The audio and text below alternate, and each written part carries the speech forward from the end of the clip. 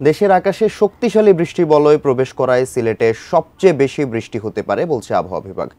রয়েছে পাহাড় ধসের শঙ্কাও। তবে জেলাটিতে এখনো পর্যন্ত সব নদ নদীর পানি বিপদসীমার নিচ দিয়ে প্রবাহিত হচ্ছে। এ বিষয়ে বিস্তারিত জানাতে সিলেট থেকে সরাসরি যুক্ত হচ্ছেন প্রতিনিধি কামরুল ইসলাম মাহি। মাহি, শুনতে পাচ্ছেন নিশ্চয়ই, যেহেতু বলা হচ্ছে পাহাড় ধসের একটি শঙ্কা আছে, প্রয়োজনীয় ব্যবস্থা আসলে কি নিয়েছে সংশ্লিষ্টরা? এছাড়াও আমরা বিগত বছরগুলোতে সিলেটে বন্যা পরিস্থিতি দেখেছি, সব মিলিয়ে আসলে কি ব্যবস্থাপনা গ্রহণ করছেন সংশ্লিষ্টরা, বিস্তারিত জানাবেন। মাহাতির, আপনি যেমনটি বলছিলেন, প্রশাসনের আসলে সব রকমেরই প্রস্তুতি রয়েছে। বিশেষ করে পাহাড় ধসে যে একটা শঙ্কা রয়েছে, সেই শঙ্কায় কিন্তু প্রশাসন ইতিমধ্যেই সব রকমের ব্যবস্থা নিয়েছে।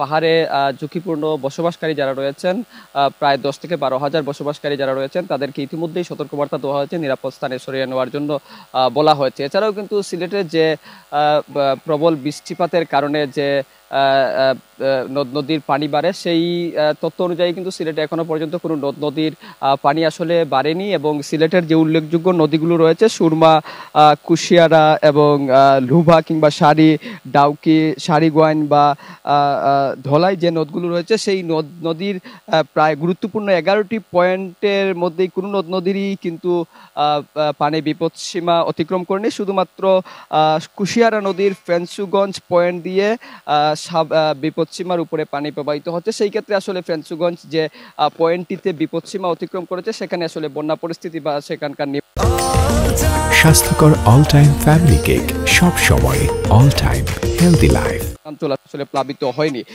এছাড়াও কিন্তু সিলেটের যে বৃষ্টি হলেই আসলে সিলেট শহরে জলাবদ্ধতা তৈরি হয়, সেই হিসাবে কিন্তু সিলেট সিটি কর্পোরেশন বিভিন্ন রকমের পদক্ষেপ নিয়ে রেখেছে। এখনো পর্যন্ত সিলেটে আসলে প্রবল বৃষ্টিপাত কিংবা হালকা বৃষ্টিপাত শুরু হয়নি।